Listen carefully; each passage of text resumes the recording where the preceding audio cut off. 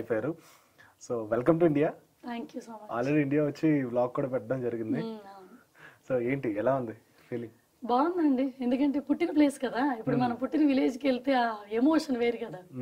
అలా మన ఇండియా నేల మీద అడుగు పెట్టినాకుండా ఎమోషన్ ఈజ్ డిఫరెంట్, మాటలతో చెప్పలేము. అంటే ఒక్కొక్క ఎక్స్పీరియన్స్ లో గుడ్ బ్యాడ్ అన్ని జరుగుతాయి ఎవ్రీ ట్రిప్ లో, but end of the day కి అవర్ ప్లేస్. అయితే ఈ ట్రిప్ కి ఏం జరిగింది?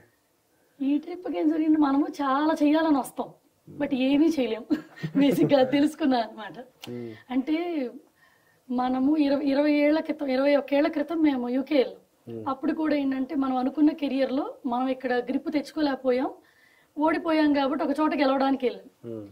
సో ఇక్కడ మనం సక్సీడ్ అయిపోయి ఇక్కడ గెలిచిన వాళ్ళు కూడా ఉంటారు అన్ని రకాల వేలు. ఎందుకంటే ఓడిపోయిన లిస్ట్ లో మేము ఉన్నాము, అందుకని ఇంకో ప్లేస్కి వెళ్ళి గెలవడానికి ట్రై చేసాం అంతే. అంతేగాని ఓ తెగ టాలెంట్ ఉండి బయటికి వెళ్ళిన వాళ్ళం కాదు, ఇక్కడ గెలవలేక అక్కడికి వెళ్ళి గెలిచాం అంతే. సో 21 ఏళ్ల తర్వాత ఇప్పుడు కూడా మనం ఏదో చేద్దామని వస్తాం, బట్ అంత కోఆపరేషన్ ఉండదు సరౌండింగ్ సొసైటీలో. ఇప్పుడు ఓడిపోయినట్టే ఉంది బేసిక్ గా. లేదు, ఏం ఓడిపోలేదు. మీకు చాలా పెద్ద ఫ్యామిలీ ఉంది. ఇప్పుడు టీవీ ఆఫీస్ లోకి వచ్చిన వెంటనే కూడా చూసారు కదా ఎంతమంది ఫ్లోర్ కి ఒకరు హాయ్ చెప్పారు. సో అంతమంది ఫ్యామిలీని గెయిన్ చేయడం అనేది చాలా పెద్ద విషయం. నాకు అది వరకు ఒకళ్ళు చెప్పారండి. అంటే కొన్ని సిచ్యువేషన్స్ మేము ఫేస్ చేసాం. లాస్ట్ టైం ఇండియా ట్రిప్ వచ్చినప్పుడు అప్పుడు నాకు 200K ఫాలోవర్స్ అలా ఉండేది, చిన్న ఛానల్ అప్పుడు. ఇప్పుడు 2 మిలియన్ ఛానల్.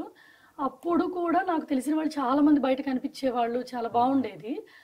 అప్పుడు నేను ఒక ఇన్సిడెంట్ ఫేస్ చేశాను. ఒక ప్లేస్కి వెళ్ళి ఒక వీడియో తీస్తుంటే ఇక్కడ సెలబ్రిటీలు మాత్రమే వీడియో తీసుకుంటాము, నార్మల్ యూట్యూబర్స్ వీడియోలు ఇక్కడ చేయకూడదు అని చెప్పారు. అంటే మన ఐడెంటిటీని బట్టి మనకు అక్కడ పర్మిషన్స్ ఉంటాయి అన్నమాట. అందరూ తిరిగే ప్లేసే కానీ మనం చిన్నోళ్ళం, అందుకని వాల్యూ లేదు.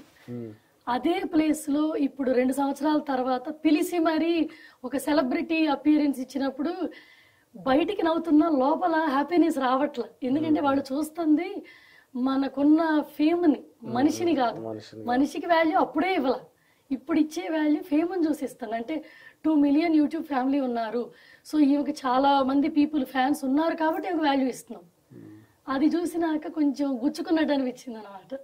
బట్ ఎక్కడైతే మనని తక్కువ చేశారో ఆ ప్లేస్కి వెళ్ళి మనం స్పెషల్ గా కనిపించినా బయటికి బాగున్నా ఇంటర్నల్ గా సాటిస్ఫాక్షన్ ఉండదు. అటువంటి సిచ్యువేషన్స్ ఫేస్ చేసాం ఈసారి